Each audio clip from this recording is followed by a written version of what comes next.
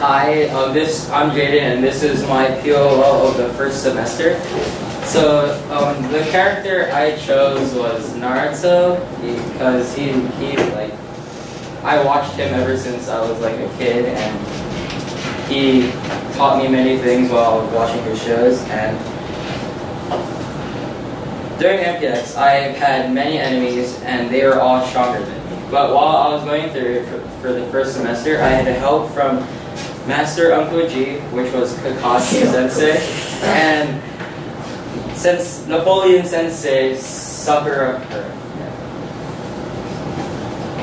So, in my first MPX battle, it was against Dr. Silence. His special power was to make you antisocial and not want to communicate with others. His weaknesses to defeat him was communicating with others.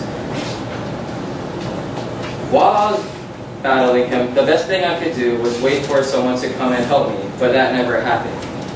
So, in a couple of weeks into MPX, Master Uncle G gave our class an infographic that we had to do on chemical bonds. And I still had no friends until Chris, the Power Ranger, came and introduced himself to me and became my partner. He helped me defeat Dr. Silence by introducing me to more and more people along the way. So this was my first enemy that I had defeated. Me and Chris kept on talking and giving each other advice and information we could use for our infographic. I got really good at communication and conquered Dr. Silence. Here are the infographics that... Oh, wait, no.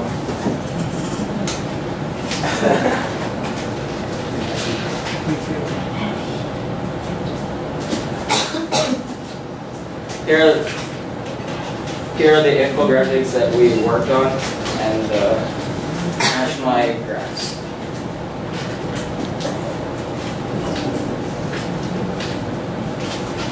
My second battle was against my own conscience. Communicating brings me on to my next point, which is when I had to battle against my non-listening conscience. I had to deal with this almost through the whole time going through middle school, and it carried on into the beginning of high school. When I'm in class, I have a hard time listening to the teacher because I start to daze off and not hear what the teacher tells me in class. So my own conscience was defeating me, and I needed to force myself to listen and not let it take over. I knew that I was the only one that could stop it, and so I did. I was able to finally get enough strength to try and defeat him, but I finally did. To show you how I listened to instructions, we had to do the vinegar experiment instead.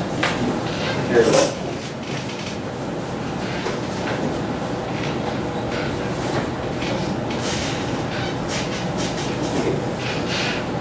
Here is the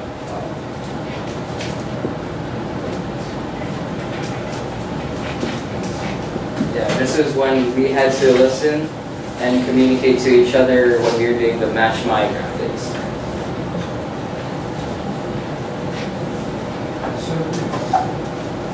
My third battle was learning to be precise on my own. When you know what assignment you're doing, you always need to be precise and make it look the best as possible. Being precise takes time, and you cannot rush through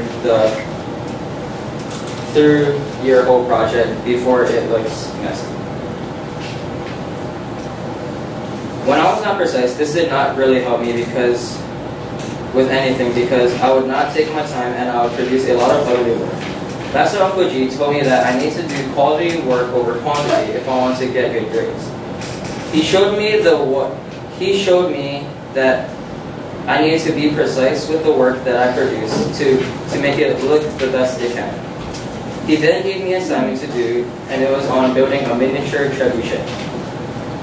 My partner was Chris, and we tried to make everything precise, but we had to start rushing at the end because the due date was coming up fast. I knew that this would be testing my skills at being precise, and I was going to try my hardest to take my time and produce quality work. Master Uncle G told me that I need to be patient and take my time. This was going to be hard for me because I like to do things so quick so I could get it done. When I halfway through the project, I started to rush the process of gluing, and I did not wait for the glue to dry, and it kept falling apart. So I failed that time. But then he gave us another chance at building a trebuchet that was a bigger scale model. I didn't wait to fail Master Uncle G, so I took my time and made everything, such as my cutting, measuring, and gluing, the best it can be. Here are the pictures of our trebuchet and how precise we need to be on the measuring.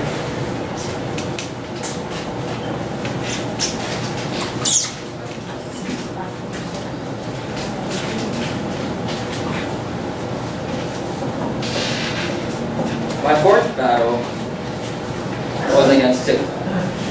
Since we're about taking our time, it brings me on to my next point, which is time management and how I struggled with it.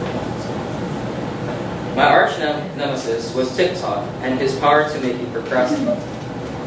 I first encountered him when I started to get homework from my classes, and I didn't do them when I got home. He kept using his power to make me not want to do the work, and I would just do other things, such as watch YouTube. This did not help me because I would have a lot of work to do in class that could have been done at home, and I would be behind everyone else at school. One of the biggest things that I needed to work hard on was on the debate that was coming up fast in Mr. Fulton Sensei's class, and I needed to do very good on it. The only thing that was hard for me was dealing with TikTok.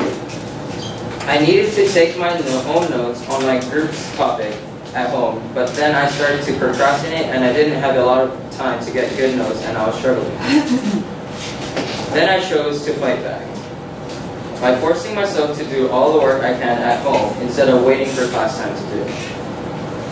I started to do work on my own time, and I even did some work that wasn't even due the next day. TikTok started to surrender because he couldn't handle me and my power to overcome. When it came to the day of the debate, I used all of the quality notes that I had taken the days before and prepared it. This was a very hard battle, but I was able to come through with me and my partners, and we did very good on the debate. Here are the examples of the debate project that we had to go through.